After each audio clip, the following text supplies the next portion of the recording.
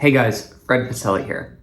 What I want to talk about today is IRS penalties and interest and the types of penalties and interest. So there's two main types of penalties that taxpayers are going to essentially be paying: interest or either just a flat around penalty fee.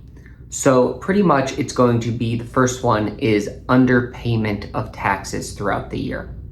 So what this is either you're a W-2 employee or a self-employed individual / business owner, which is the more common case. And throughout the year, you did not reach the minimum you were supposed to be paying. Normally, it's going to be based off of your last year taxes. It's normally 95 to 100% based off of last year's tax liability.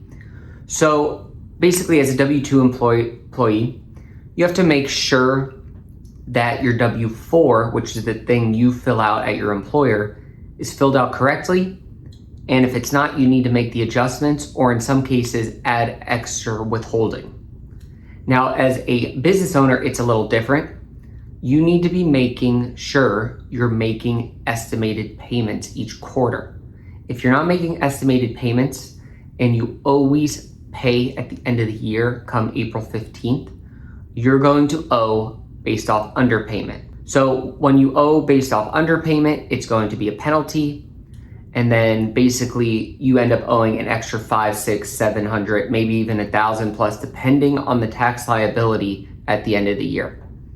In a lot of cases, business owners and sometimes W-2 employees are not even aware that they're paying underpayment penalties. Normally grouped into the 1040 tax return in the total taxes owed. So always go to the bottom, check where the total tax liability is, that specific line, and go to the left, and then you could see if there were any penalties. So that's the first type, that's underpayment. The second type of penalties, this one might accrue interest as well, is going to be non-filing penalties.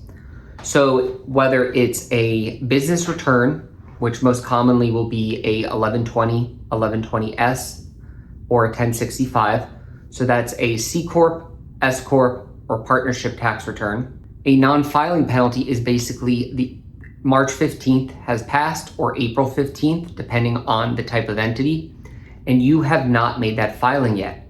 The IRS will take note of this and they will send you a letter. Basically, it's called an LT39 letter, and that is going to be a non-filing, and then it's also going to show an amount owed due to that. This will quickly compound. I've seen people get up to owing in the thousands due to not filing a partnership or S Corp tax return. They were not aware that they had to file. So the non-filing can really hurt a taxpayer, basically accruing lots of interest and penalties. It also could apply to 1040 individual taxpayers. Basically, if you're not filing those tax returns by April 15th, or at least issuing an extension, you're going to get hit with a non-filing penalty.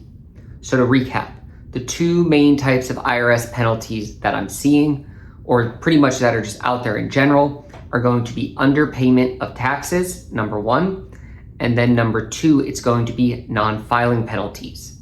Now, if you've never had issues with the IRS in the past, there is a route where you can get some of these penalties and interest removed. It's called a first-time abatement. You can either call the IRS and request it over the phone yourself, or have a tax professional do it for you. Now, there are some other instances where taxpayers can attempt to get penalties, interest, and fees removed, but normally you're going to have to present some sort of reason why you had underpayment of tax or non-filing, and the IRS is going to analyze that and give you an answer. So that's pretty much it. Main two, tax penalties and interest. Thanks.